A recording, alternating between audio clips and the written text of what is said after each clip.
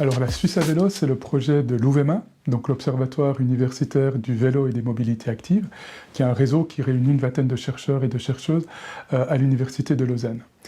Et puis, il y a de plus en plus de collectivités qui ambitionnent de développer le vélo pour des raisons environnementales, de santé publique ou pour faire face aux défis de la mobilité. La Confédération, par exemple, a comme ambition de doubler les trajets parcourus à vélo d'ici 2035.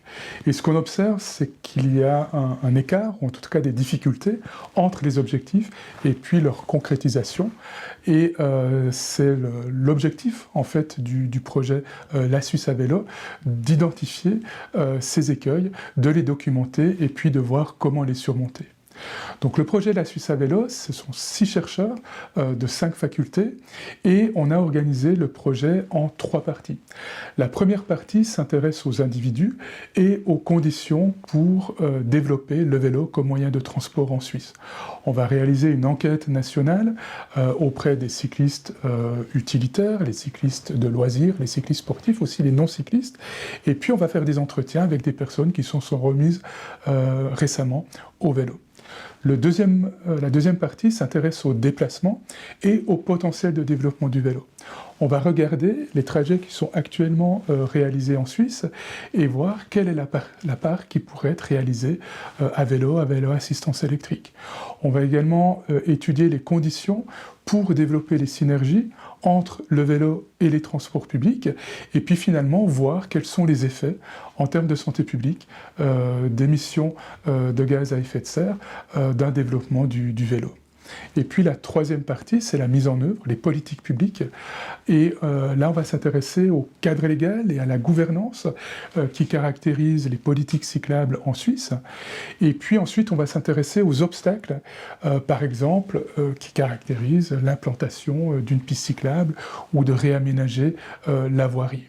Et pour ça, on va faire une enquête auprès des praticiens et des praticiennes dans toute la Suisse, et puis faire des études de cas approfondies. Alors ce projet est important parce que les transports sont responsables d'un tiers des émissions de CO2 en Suisse et ils occasionnent de nombreuses externalités négatives en termes de pollution de l'air, en termes de bruit notamment.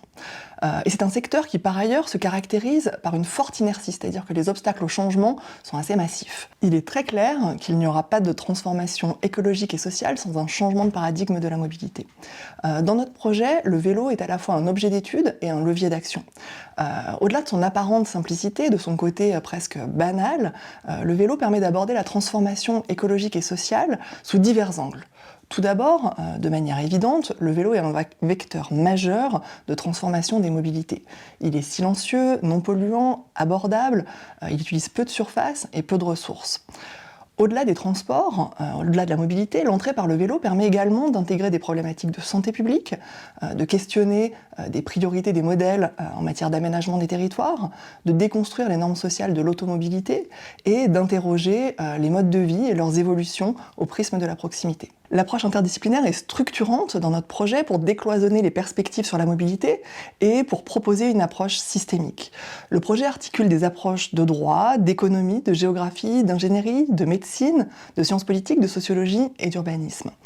Concrètement, pour donner à voir cette approche interdisciplinaire qui traverse les différents modules de notre projet, nous allons travailler sur les pratiques de mobilité des individus qui vont être saisies principalement à travers des approches de sociologie, de géographie et d'urbanisme. Ces pratiques seront confrontées à une analyse quantitative de déplacement mesurée quantitativement grâce à des approches articulant des compétences d'ingénierie, d'économie et de médecine.